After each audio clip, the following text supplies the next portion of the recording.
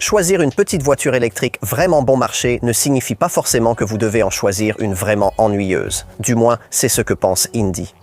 Regardez cette voiture, l'Insta. Elle est censée être amusante. Elle est certainement pratique et si vous cherchez dans ce segment, c'est peut-être exactement ce qu'il vous faut. Je m'appelle Jonathan Crouch. Je teste des voitures depuis plus de 40 ans. Retrouvez-les sur l'application Car and Driving Car Reviews.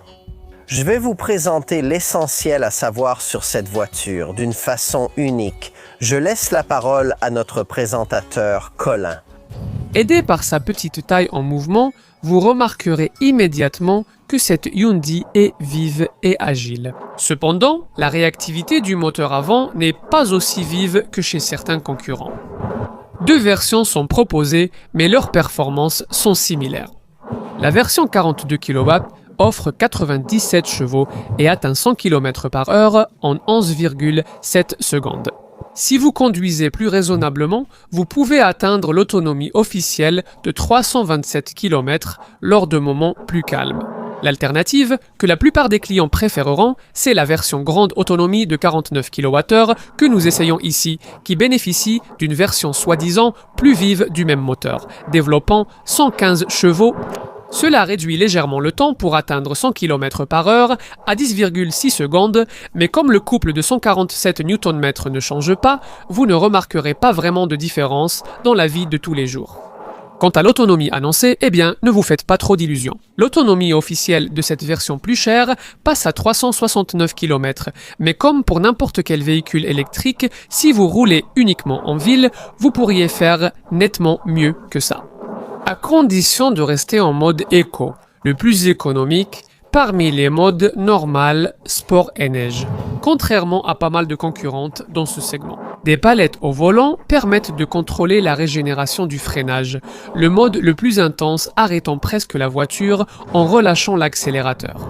Contrairement à Renault et Fiat, Hyundai ne dispose pas d'anciens modèles classiques et compacts pour s'inspirer d'un design rétro. Alors à la place, il y a ici quelque chose de vraiment différent qui, à sa manière, est tout aussi distinctif. La marque qualifie l'extérieur de l'Insta de charismatique, avec son nez haut et ses proportions carrées. Certains le trouveront disgracieux, d'autres apprécieront sa convivialité et robustesse. Il est temps de voir l'intérieur. On ne se sent pas aussi à l'étroit que les dimensions extérieures le laissent penser, ce qui est positif. Le plancher plat et l'intégration des sièges avant accentuent l'impression d'espace. Un peu comme une banquette où les personnes à l'avant ne sont séparées que par deux portes-gobelets. L'autre chose qui frappe rapidement à propos de l'intérieur de l'Insta, c'est qu'à une époque où les boutons physiques se font rares dans les habitacles automobiles, Hyundai a ici fait tout le contraire. Il y a des boutons partout, mais ils sont tous placés de manière logique et sont ergonomiques à utiliser. Pratiquement tous les matériaux utilisés proviennent de sources particulièrement écologiques, comme des bouteilles en plastique polyéthylène, téréphtalate recyclé, et un matériau biopolypropylène extrait de la canne à sucre. Contrairement au modèle Hyundai plus grand, aucune tentative n'a été faite pour fusionner les deux écrans, même s'ils font tous les deux 10,25 pouces, quoi d'autre? La voiture dispose d'un frein à main électronique qui s'active automatiquement, donc vous l'utiliserez rarement. Sa conception anguleuse et vitrée offre une excellente visibilité. Si vous pouvez ignorer les bacs de porte presque inutilement petits, il y a aussi beaucoup d'espace pour ranger des affaires. Jetons un œil à l'arrière. C'est très spacieux pour une voiture de cette taille, même si l'étroitesse de la carrosserie se fait sentir comme prévu, ce qui signifie voici l'absence de ceinture de sécurité centrale, ce qui pourrait être contraignant si vous ramenez régulièrement les enfants des autres de l'école. Deux adultes d'un M80, même basketteur, peuvent s'asseoir ici.